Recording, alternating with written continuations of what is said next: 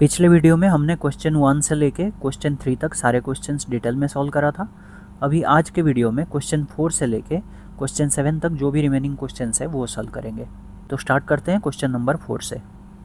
Question number 4 में यहाँ पे कुछ लीनियर इक्वेशंस गिवन है। हमें बोला है इनमें से बताओ कौन सा कंसिस्टेंट होगा और कौन सा इनकंसिस्टेंट होगा, और अगर कंसिस्टेंट है तो फिर हमें सोल्यूशंस चाहिए ग्राफिकली, ग्राफ में रिप्रेजेंट करना है। तो पहला बिट गिवन है x + y = 5 and 2x + 2y = 10। तो मैंने क्या करा, ये राइट साइड में जो 5 है इसको लेफ्ट साइड में ले आया तो -5 हो गया, = 0 हो गया। और यहाँ पे जो 10 था इसको लेफ्ट साइड में ले आया तो हो गया -10 और ये = 0 हो गया। ऐसा क्यों कर रहे हैं? ऐसा करने से इक्वेशन सॉल्व करने में थोड़ा सा आसानी होगा। और राइट साइड में हमें हमेशा 0 ही चाहिए, क्योंकि हमारा जो स्टैंडर्ड फॉर्म है ये ऐसा ही रहता था ना, +b1y + c1 = 0। तो राइट साइड में 0 चाहिए था, तो फिर कंपैरिजन करने में हमें आसानी होगा, तो इसीलिए हमेशा राइट साइड में 0 रखना। तो अभी क्या करना है, हमें बताना है ये इक्वेशन जो है ये कंसिस्टेंट होगा या इनकंसिस्टेंट होगा। ये कैसे करेंगे?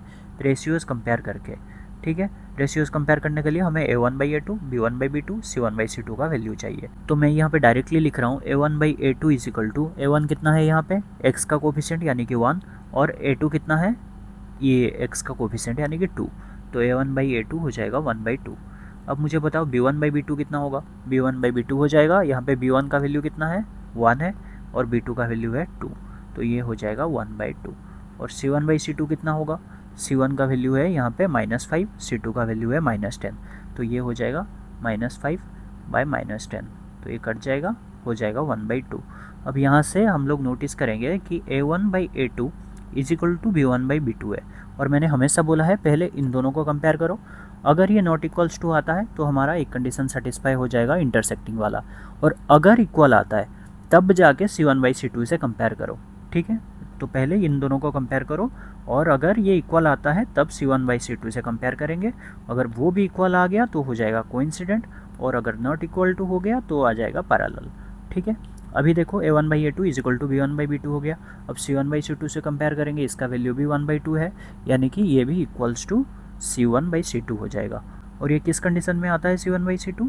जब लाइन्स कोइंसिडेंट हो। कोइंसिडेंट यानी कि एक लाइन के ऊपर दूसरा लाइन, और इसमें सोल्यूशंस कितने होते हैं? इनफाइनाइट सोल्यूशंस होते हैं। ठीक है, और क्योंकि इसमें सोल्यूशंस होते हैं तो इसको हम लोग बोलेंगे कंसिस्टेंट।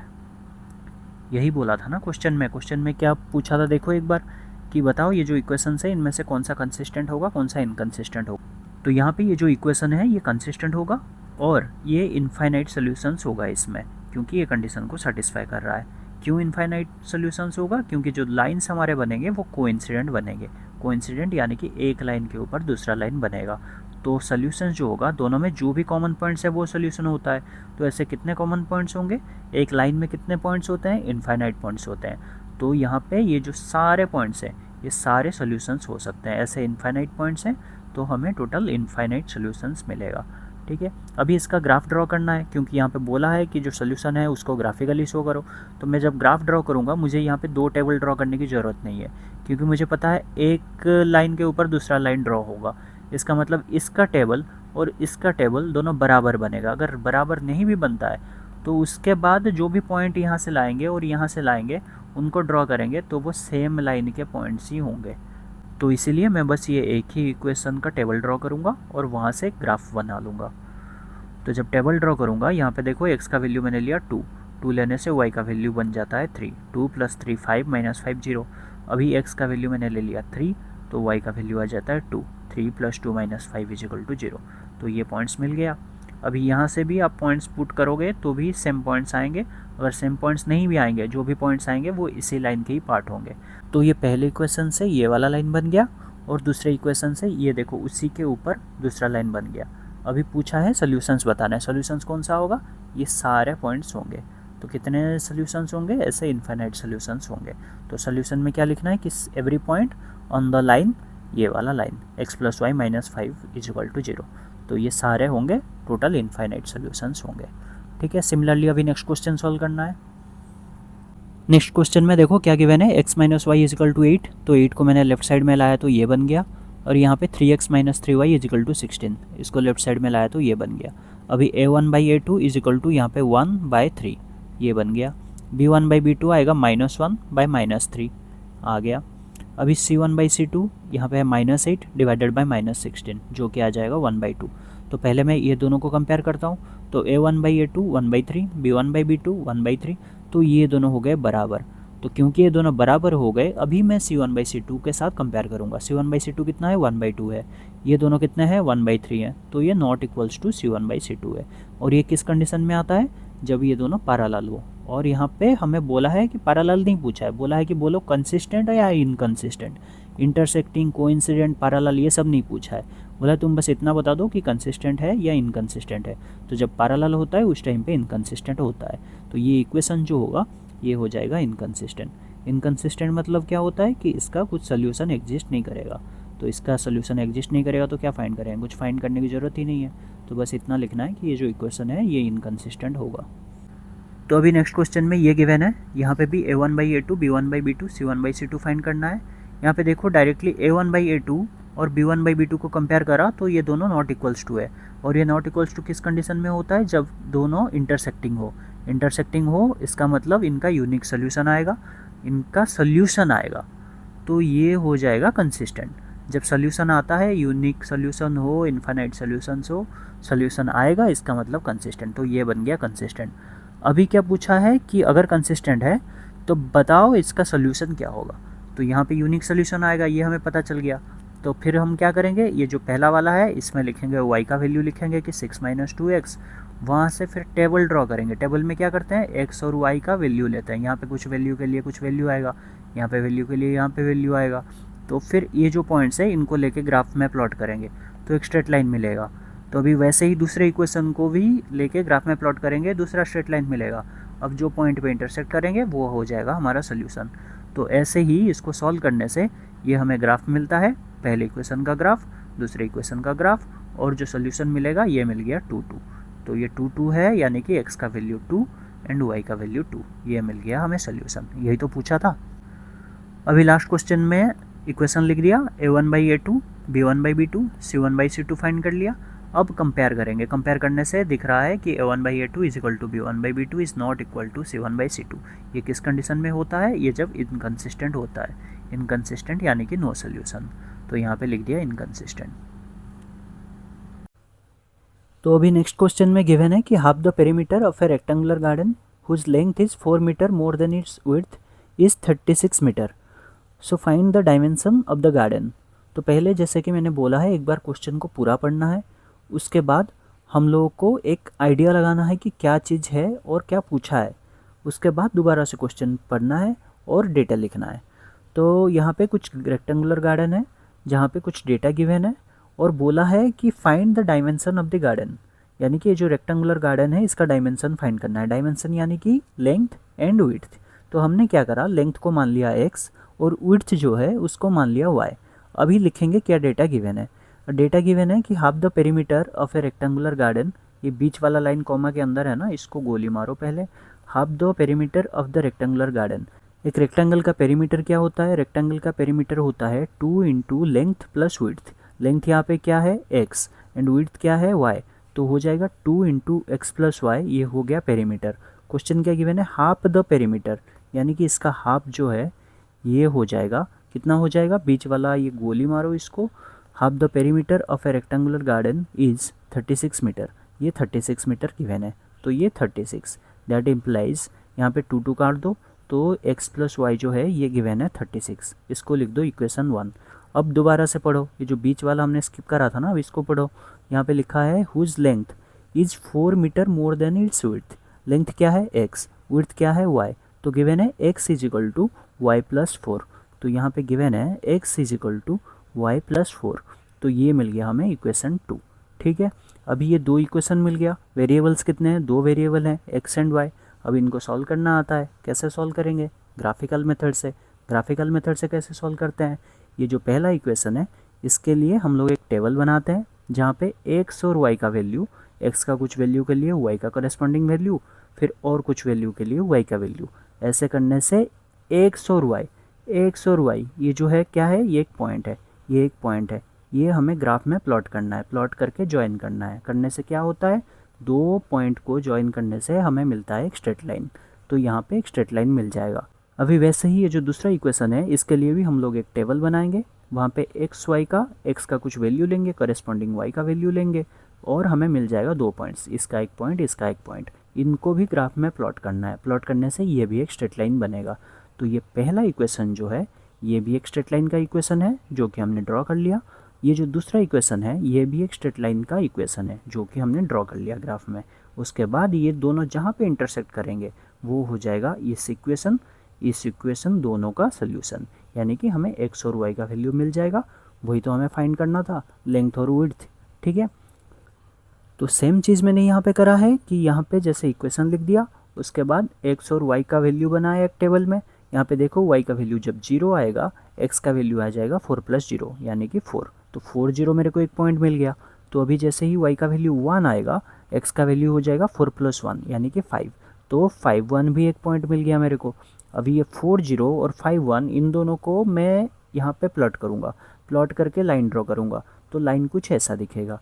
तो वैसे ही दूसरा इक्वेशन है x + y = 36। इसमें भी x का वैल्यू मैं मान लो 18 प्लॉट करा, तो y का वैल्यू कितना आएगा 18, 18 + 18 36। तो मेरे को एक पॉइंट मिल गया 18 18। तो वैसे ही x का वैल्यू जब मैंने 20 प्लॉट करा, y का वैल्यू आ गया 16, तो 20 + 16 कितना हो गया 36। तो मुझे पॉइंट मिल गया 20 16। तो यहाँ पे भी 2 पॉइंट मिल गया, 18 18 एक पॉइंट मिल गया, और दूसरा पॉइंट जो है 20 16 एक पॉइंट मिल गया। 2 पॉइंट मिलने से उनको ज्वाइन करने से हमें मिलता है एक स्ट्रेट लाइन जो कि इस इक्वेशन को रिप्रेजेंट करेगा। पहले इक्वेशन से एक स्ट्रेट लाइन रिप्रेजेंट कर रहा था, अब दूसरे इक्वेशन से दूसरा स्ट्रेट लाइन मिल गया। अब ये दोनों जहाँ पे ज्वाइन करेंगे वो हो जाएगा ये दोनों इक्वेशन का सोल्यूशन। ठीक है, ये दोनों लाइन कहाँ पे इंटरसेक्ट कर रहे हैं, आप अगर ग्राफ में प्रॉपरली प्लॉट करते हो आपको दिख जाएगा कि वो 20 और 16 इस पॉइंट पे इंटरसेक्ट कर रहे हैं। तो ये जो पॉइंट है ये हो जाएगा सोल्यूशन। और कोई भी पॉइंट है उसको कैसे लिखते हैं हम लोग, एक्स वाई के टर्म्स में लिखते हैं, यानी कि एक्स का वैल्यू जो है वो हो जाएगा 20, वाई का वैल्यू हो जाएगा 16। तो यहाँ से एक्स का जो वैल्यू है वो हो जाएगा 20 एंड वाई का जो वैल्यू है ये हो जाएगा 16। और ये किस में गिवन है, यूनिट में। यहाँ पे पढ़ो क्या गिवन है कि इज 36 मीटर, ये जो पेरीमीटर है 36 मीटर्स में था, तो ये जो सारा यूनिट होगा ये मीटर्स में ही होगा। तो लेंथ जो है ये हो जाएगा 20 मीटर और विड्थ जो है 16 मीटर। यूनिट मत भूलना कभी, हमेशा पढ़ना किस में गिवन है, जब रुपीज़ की बात होगी तो उस टाइम पे रुपीज़ में आएगी आंसर। ठीक है, ये सब लास्ट में वेरीफाई करना है। तो लेंथ 20 मीटर और वाई मिल गया विड्थ 16 मीटर। तो आपको ये जो ग्राफ है ना, ये प्रॉपरली अगर ग्राफ पेपर्स प्रोवाइडेड है उस टाइम पे ये पॉइंट्स प्लॉट करना है, ड्रॉ करना है, उसके बाद आपको ये इंटरसेक्शन पॉइंट प्रॉपर दिखेगा। तो यहाँ पे मैंने बस अप्रोक्सीमेट डेटा लिया और सॉल्व करने से लेकिन यही आंसर आएगा। ठीक है, अगले क्वेश्चन में यहाँ पे एक लीनियर इक्वेशन गिवन है, बोला है right another linear equation in 2 variables such that the geometrical representation of the pair so formed is intersecting lines, parallel lines, coincident lines. आपको एक बार क्वेश्चन पूरा पढ़ना है, पढ़ लिया, अब आपके दिमाग में बैठ गया कि क्या पूछा है, अब दोबारा से पढ़ो कि यहाँ पे एक लीनियर इक्वेशन गिवन है। ठीक है, अभी बोला है कि दूसरा एक लीनियर इक्वेशन लिखो जो कि ये कंडीशन सेटिस्फाई करेगा। पहले बिट में इंटरसेक्टिंग लाइंस होगा इस इक्वेशन के साथ, दूसरे बिट में जो इक्वेशन लिखोगे वो इसके साथ पैरेलल लाइंस क्रिएट करेगा, और तीसरे बिट में जो इक्वेशन लिखोगे वो जब ग्राफ में ड्रॉ करोगे तो ये लाइन और वो इक्वेशन का लाइन वो दोनों कोइंसिडेंट बनेंगे। ठीक है, तो अभी ये intersecting lines, parallel lines, coincident lines, ये जो सब लिखा है इसके लिए हमारे पास कुछ कंडीशन है कि ये कंडीशन सेटिस्फाई करे तो इंटरसेक्टिंग लाइंस बन जाएगा, ये करे तो पैरेलल बन जाएगा, और ये करे तो कोइंसिडेंट बन जाएगा। तो वो जो कंडीशन है वो रहा ये कि जब a1/a2 not equals to b1/b2 वो हो जाएगा इंटरसेक्टिंग, जब ये कंडीशन होगा कोइंसिडेंट, जब ये कंडीशन होगा हो जाएगा पैरेलल। बट यहाँ पे ये a1 a2 b1 b2 c1 c2 ये सब क्या है, ये सब हमने स्टैंडर्ड फॉर्म से लाए हैं। ठीक है, स्टैंडर्ड फॉर्म जो होता है pair of linear equations in 2 variables, उसका स्टैंडर्ड फॉर्म कुछ ऐसा दिखता है, और हमारे पास यहाँ पे एक्चुअल इक्वेशन रहता है। फिर हम लोग ये वैल्यू कंपेयर कर लेते हैं कि x का कोफिशिएंट जो होगा पहले इक्वेशन में वो हो जाता है a1, फिर y का जो होगा वो हो जाता है b1, फिर जो कांस्टेंट रहता है c1। तो यहाँ से a1 b1 c1 a2 b2 c2 इनका वैल्यूज़ लेते हैं और इसमें प्लॉट करते हैं, तो हमें पता चल जाता है कोइंसिडेंट है या नहीं है। तो यहाँ पे उन्होंने रिवर्स कर दिया, यहाँ पे इन्होंने एक इक्वेशन दे दिया, बोला है दूसरा इक्वेशन खुद लिखो। एक इक्वेशन क्या दे दिया, एक इक्वेशन ये रहा 2x plus 3y minus 8 is equal to 0। तो एक इक्वेशन जो है ये दे दिया इन्होंने 2x plus 3y minus 8 equals to 0। तो हमें यहाँ से एटलीस्ट a1 b1 c1 इनका वैल्यू तो मिल जाएगा, है ना।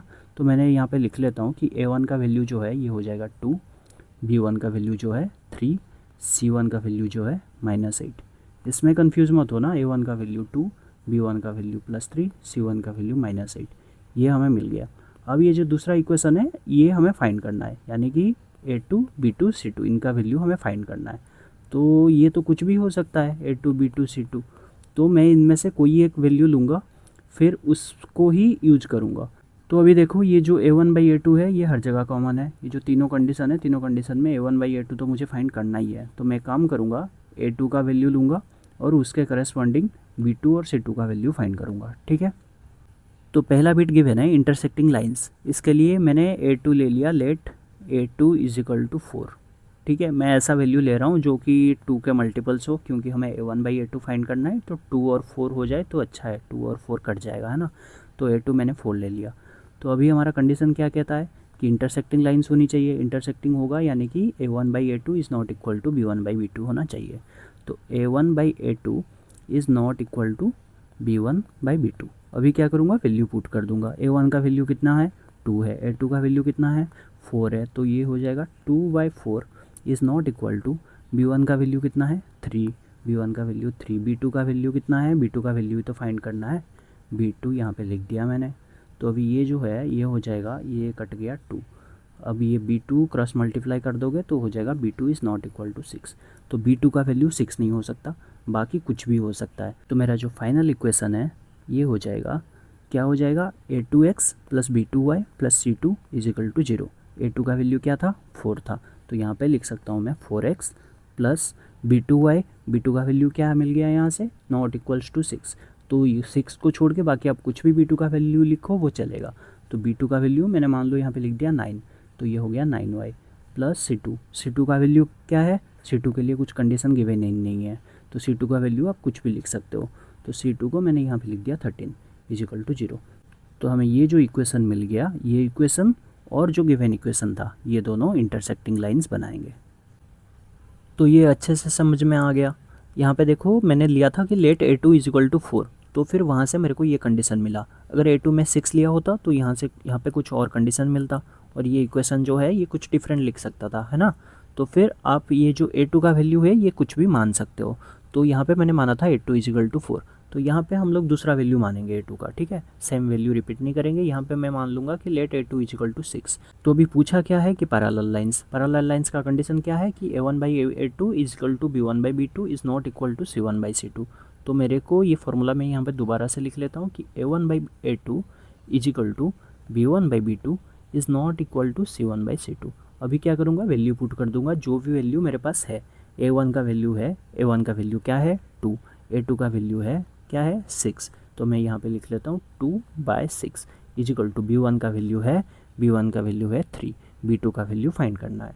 तो यहाँ पे 3/b2 is not equal to c1 by c2। c1 का वैल्यू है -8 और c2 का वैल्यू फाइंड करना है। तो यहाँ पे लिखा -8 c1 का वैल्यू, c2 का वैल्यू फाइंड करना है, ठीक है। ये मिल गया। अभी यहाँ से देखो दो कंडीशन मिलेगी। पहला हो गया ये वाला, दूसरा हो जाएगा यहाँ पे नोन है ना, तो 2/6 नॉट इक्वल्स टू -8/c2, ये दो कंडीशन मिल जाएगी। तो पहला कंडीशन हो जाएगा 2/6 को मैं ऐसे काट देता हूँ, ये हो जाएगा 1/3, ठीक है। तो पहला कंडीशन इन दोनों को कंपेयर करने से क्या मिलेगा 1/3 इजिकल टू 3/b2। तो यहाँ से मिलेगा 1/3 इजिकल टू 3/b2 और दूसरा कंडीशन मिलेगा 1/3 is not equal to -8/c2, ठीक है। इसमें कुछ कन्फ्यूजन नहीं होना चाहिए, ये बराबर है और नॉट इक्वल्स टू दिस है। अगर a is equal to b not equals to c है, इसका मतलब a is not equal to c, ठीक है।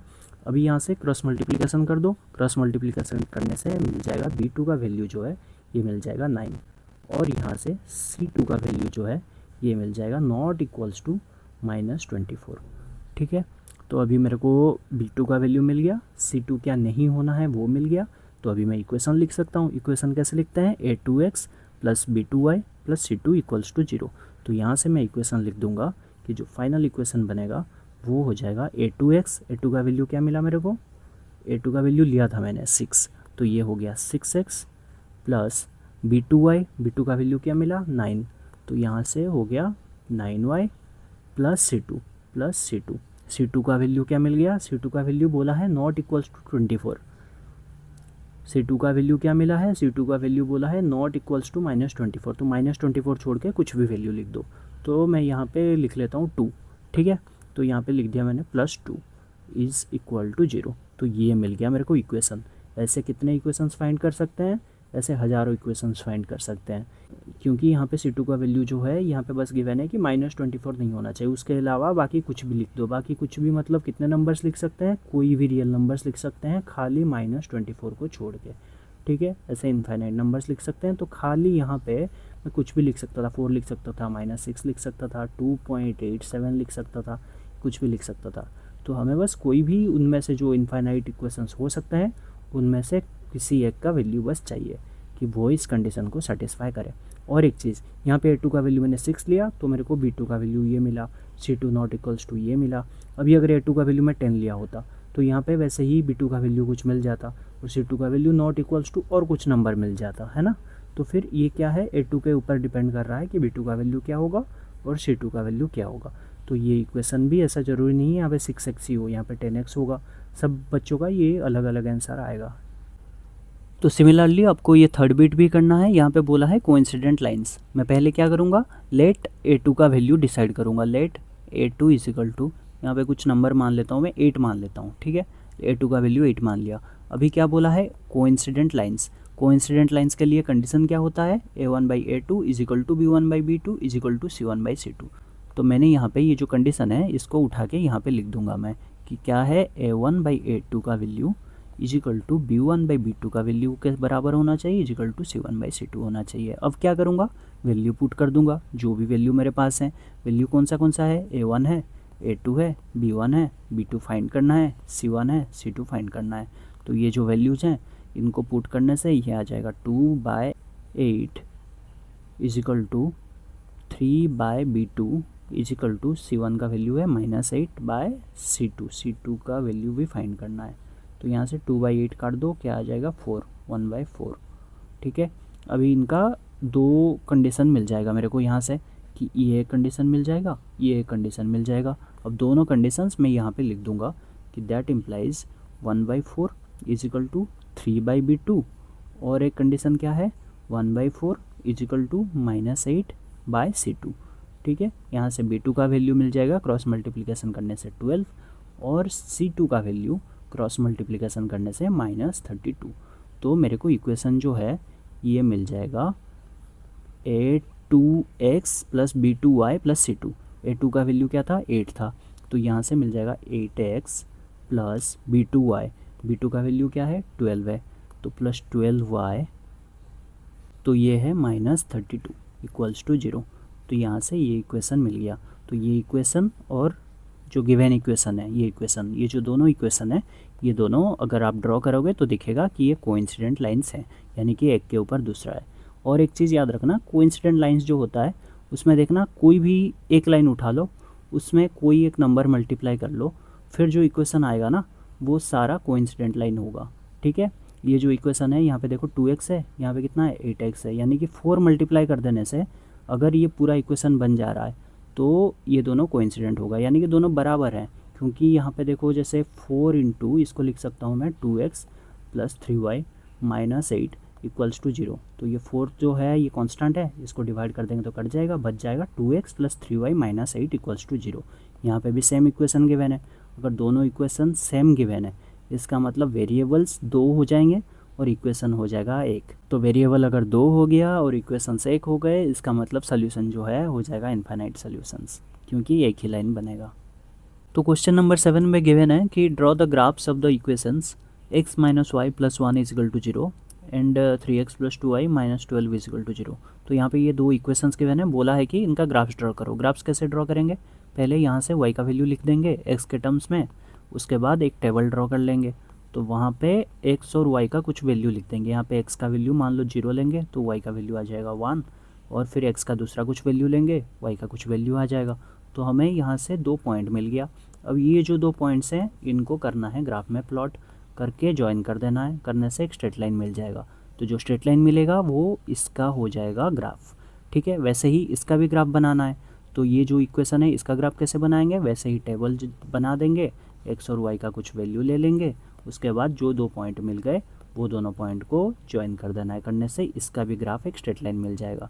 ठीक है, अब यहाँ पे मैंने बना दिया है ऑलरेडी, ये रहा। इसमें क्या करा, ये जो इक्वेशन गिवन था पहले y को लिखा, y को इस तरफ ले आया तो हो गया y is equal to x plus 1। अब यहाँ पे टेबल बनाया है x और y का, यहाँ से मैंने x का वैल्यू लिया 1 तो y का वैल्यू मिल गया 1 + 1 2। ठीक है, अभी x का वैल्यू लिया 0 तो y का वैल्यू आ गया 0 + 1 1। तो मेरे को दो पॉइंट मिल गए, क्या 1 2 एंड 0 1। अब ये जो दो पॉइंट मिल गए इनको मैं प्लॉट कर लेता हूँ ग्राफ में। तो 1 2 जो है ये रह जाएगा यहाँ पे, और 0 1 जो है ये रह जाएगा यहाँ पे।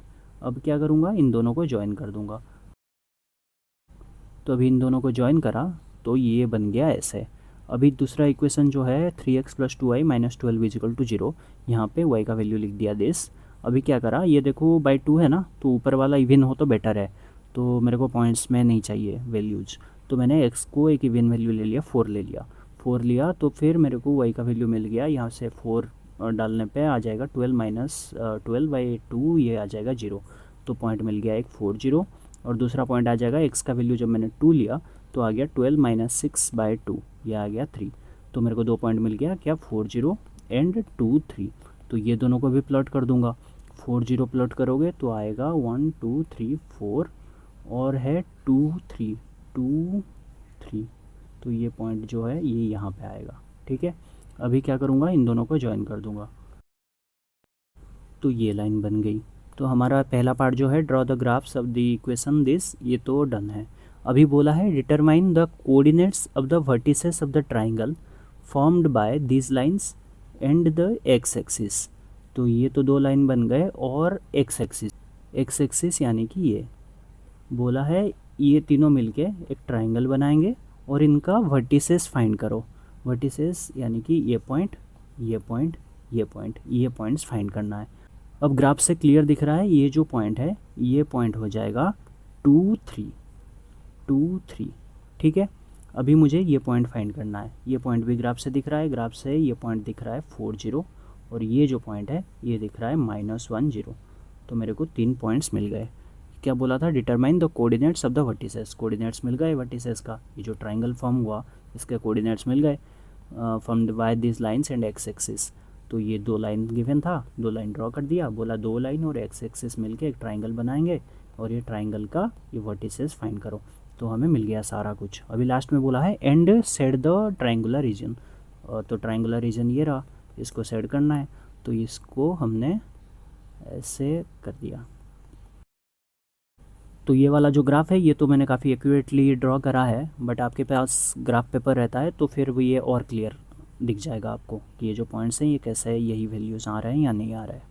अब ये वाला पॉइंट तो मिल गया, बट ये जो पॉइंट्स है ना इनको आप वेरीफाई कैसे कर सकते हो। ये देखो ये एक्स एक्सिस है, एक्स एक्सिस में वाई का वैल्यू क्या होता है, 0 होता है। तो ये जो लाइन है ये इस पॉइंट पे क्रॉस कर रहा है। ठीक है, इस पॉइंट पे वाई का वैल्यू क्या आएगा, 0 आएगा। तो मैं y के जगह अगर 0 पुट कर दूं तो मेरे को x का वैल्यू मिल जाएगा 4। तो ये जो पॉइंट बन जाएगा x और y यानी कि 4, 0। तो वैसे ही ये जो पॉइंट है ये x एक्सिस के ऊपर है यानी कि y का वैल्यू 0 आएगा। तो यहाँ पे ये जो लाइन का इक्वेशन है यहाँ पे y का वैल्यू अगर 0 पुट कर लेता हूँ तो x का वैल्यू आ जाएगा -1। तो ये जो पॉइंट है ये आ जाएगा -1 0। आप इसको ऐसे भी सोच सकते हो, अगर ग्राफ ड्रॉ नहीं करना है और खाली अगर ऐसे पूछा होता तो आप ऐसे सोच सकते थे कि ये किस पॉइंट पे क्रॉस करेगा। तो इस क्वेश्चन के साथ आपका एक्सरसाइज 3.1 ख़त्म होता है। अगले वीडियो में हम लोग पढ़ेंगे अलजेब्रिक मेथड्स के बारे में। Thank you.